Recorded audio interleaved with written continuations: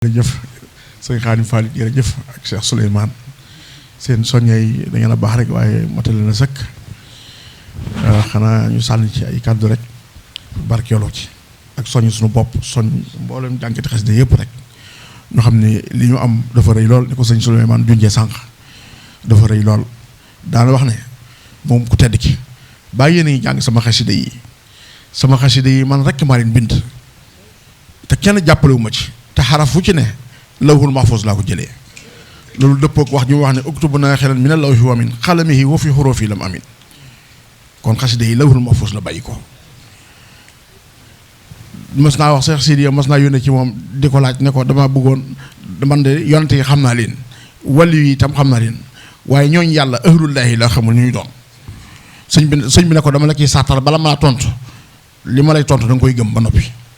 mu nangu loolu sëñ bi ne ko ahlullahi mooy ñi jàng sama xasida yi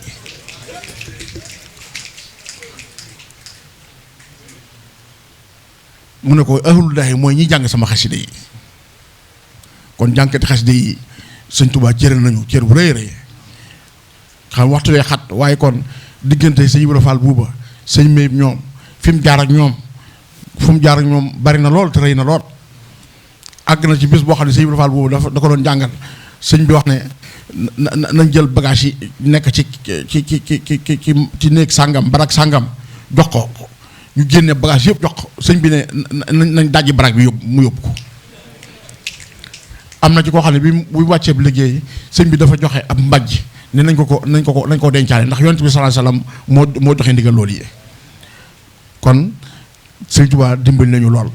ni ko sëñ Souleymane waxee nañ laxasaayu te góorgóorlu te xam ne lépp baax na ba noppi di ko sëñ Xaadim waxee waaye day gën a baax rek day gën a baax di gën a sell di gën a neex ba àjjana waaw kon ñu yemale foofu kàddu yi wasalaamualeykum wa rahmatullah